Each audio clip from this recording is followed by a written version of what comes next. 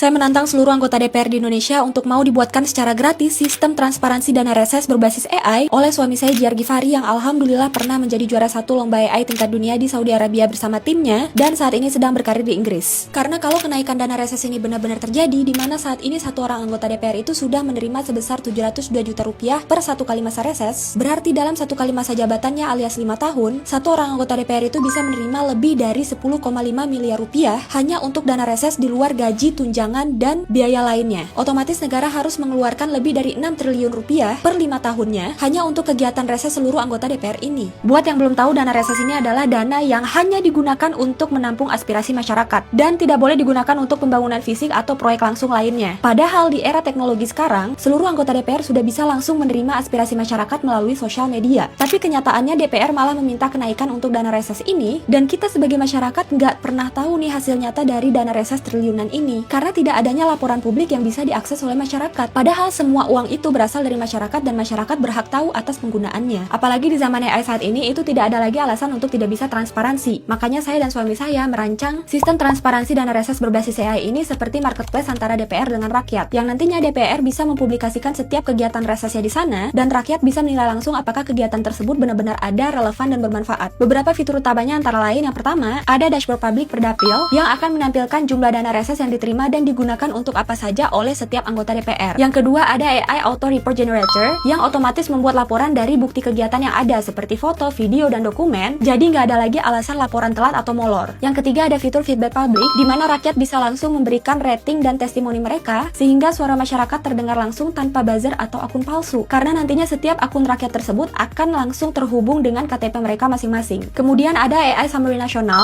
yang otomatis akan merangkum secara real time seluruh aktivitas reses DPR di Indonesia dalam satu tampilan ringkas. Dan fitur yang paling penting adalah Anomaly Detection berbasis AI yang bisa mendeteksi berbagai pola penyimpangan seperti acara reses yang pesertanya justru keluarga dan kerabat sendiri, pembicara atau IO kegiatan yang ternyata orang dalam bahkan anggota DPR itu sendiri, biaya seminar atau acara yang tidak masuk akal dibanding standar nasional, atau kegiatan yang dicatat di laporan tapi tidak benar-benar terjadi di lapangan. Setiap potensi kecurangan tersebut akan diberikan skor probabilitas dan dijelaskan kenapa sistem menilai demikian. Jadi semuanya terbuka untuk publik tanpa ada yang ditutupi. Masa iya sih dana reses masih mau dikorupsi? Dari banyaknya dana yang diterima oleh Bapak Ibu DPR seperti gaji, tunjangan, dan biaya lainnya, saya tunggu kerjasamanya melalui email yang saya cantumin di bio saya ya. Semuanya gratis, tenang aja, dan rakyat akan menjadi saksinya di sini.